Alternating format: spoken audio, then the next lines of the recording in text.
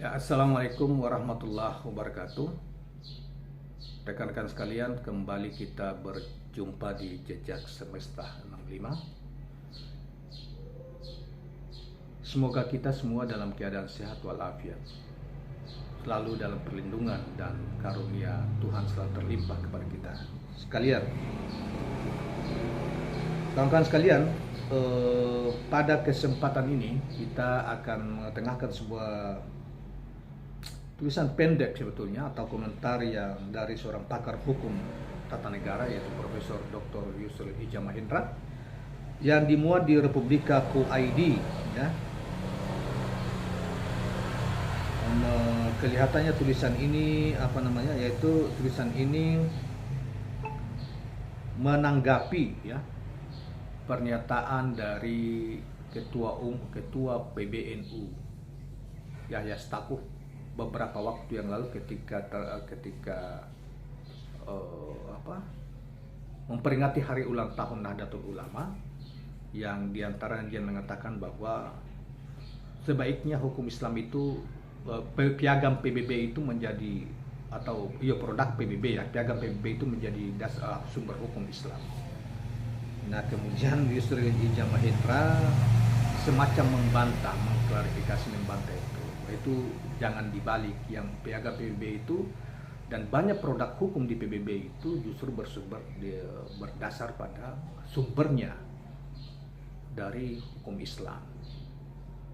Tapi kita tidak tahu, makanya saya juga heran-heran ini orang ya, karena ya tahu kan sekolahnya bukan bukan studi Islam yang dia dalami selama ini ya.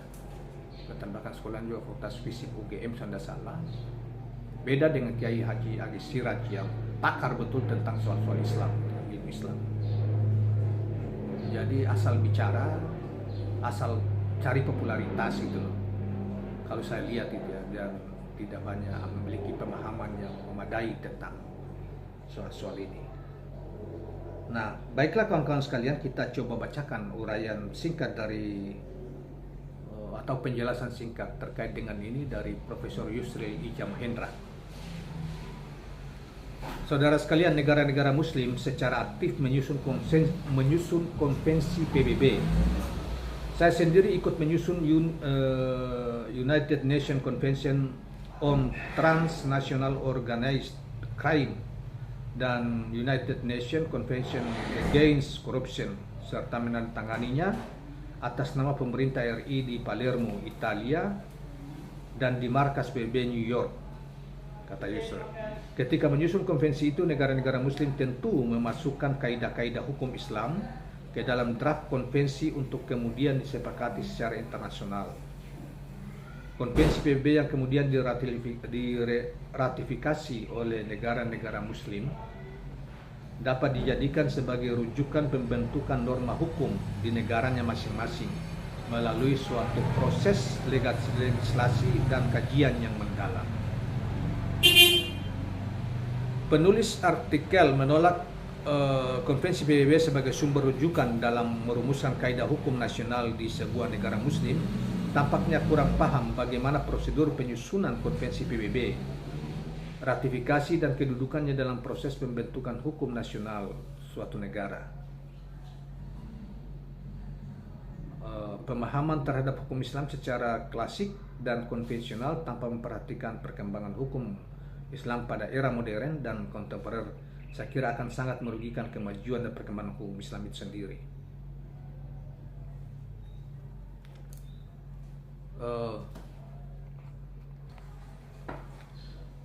Kita lanjutkan, saudara sekalian. Kontribusi hukum Islam ke dalam hukum internasional seperti konvensi PBB tentang perang, gencatan senjata, perdamaian dan pelucutan senjata yang sangatlah banyak.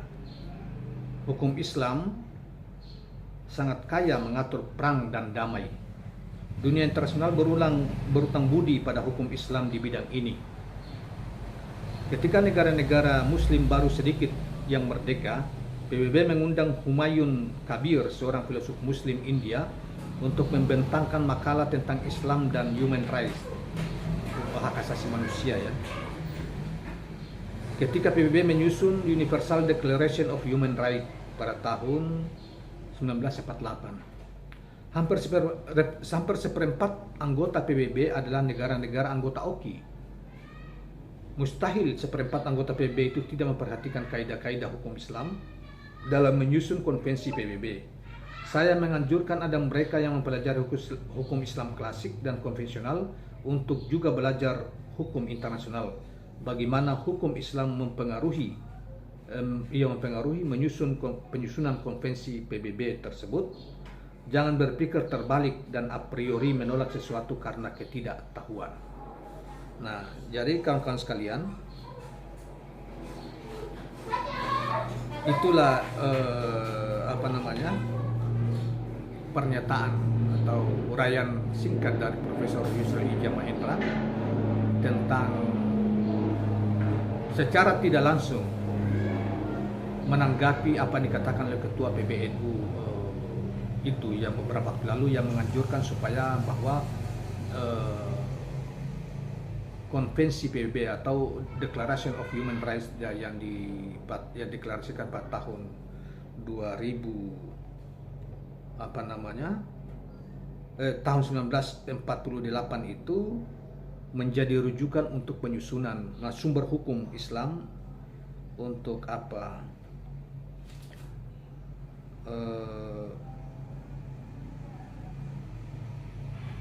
Untuk menjadi rujukan hukum Islam.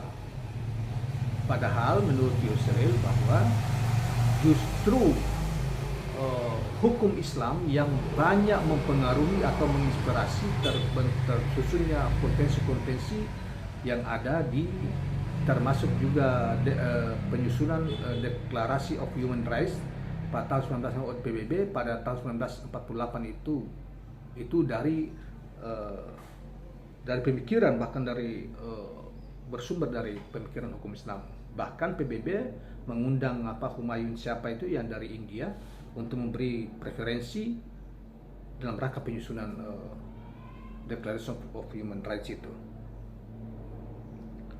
Jadi ya itu yang saya katakan bahwa itu mungkin Pak Ketua PBNU tidak cukup pengetahuan tentang itu, tetapi asal bunyi gitu loh. Jadi kawan-kawan sekalian, misalnya di dalam piagam PBB itu,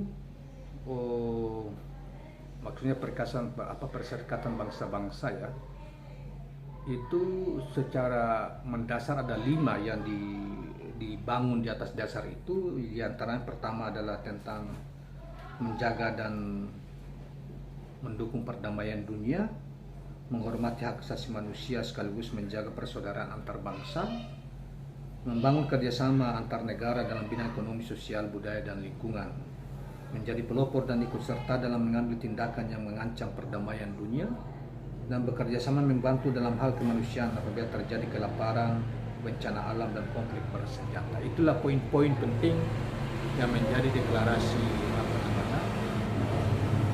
perdamaian dunia.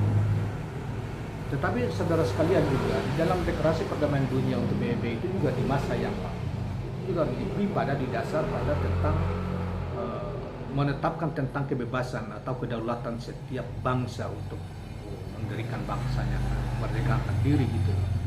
Ya, tentang hak asas yang setiap bangsa untuk membangun negaranya sendiri atau memerdekakan diri. Atas dasar itu maka dasar itu juga kemudian dipelopori oleh Bung Karno dengan Presiden Tito dari Yugoslavia, dan sekarang dengan Mahatma Gandhi dari India untuk kemudian mengadakan konferensi Asia Afrika di Bandung itu yang kemudian melahirkan Pancasila Bandung dan sebagainya, kemudian dan lain-lain sebagainya sebagai gerakan untuk melawan imperialisme dan kolonialisme Barat pada saat itu, dan setiap negara itu untuk kemudian berdaulat untuk memerdekakan bangsanya masing-masing.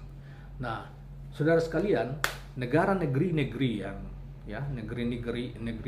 yang banyak sekali juga hadir merespon tentang gerakan untuk memerdekakan diri, di antara negara-negara yang banyak sekali dihuni oleh penduduk-penduduk Muslim. Oleh karena itu, kemudian negara-negara Islam dari Timur Tengah, dari Asia, termasuk Indonesia, kemudian dari Afrika misalnya, itu kemudian menentang penjajahan atau menentang penjajahan, dan kemudian memberi kontribusi besar, membawa pikiran-pikiran Islam ke dalam penyusunan piagam bahkan di banyak konvensi-konvensi yang ada di dalam PBB itu. Jadi hukum Islam sebagai sumber bukan menjadi sumber berbagai konvensi, bahkan piagam PBB sendiri di dalam penyusunannya. Jadi bukan dibalik-balik. Saya setuju dengan apa yang disampaikan oleh Profesor Yusril itu. Jadi asal bunyi yang dikatakan oleh Ketua PBNU itu.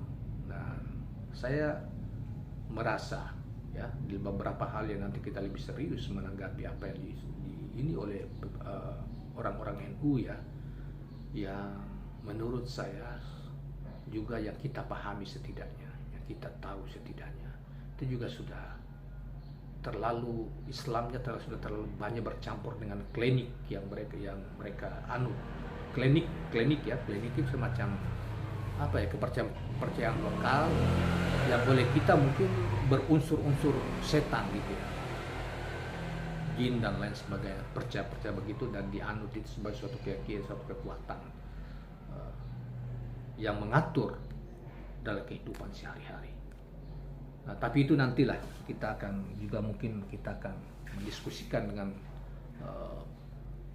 beberapa sumber yang terkait. Terima kasih kawan-kawan sekalian, dalam kaitan ini kita cukupkan sampai di sini, mudah-mudahan bermanfaat dan mencerahkan. Jangan lupa subscribe, like dan share channel ini. Assalamualaikum warahmatullahi wabarakatuh.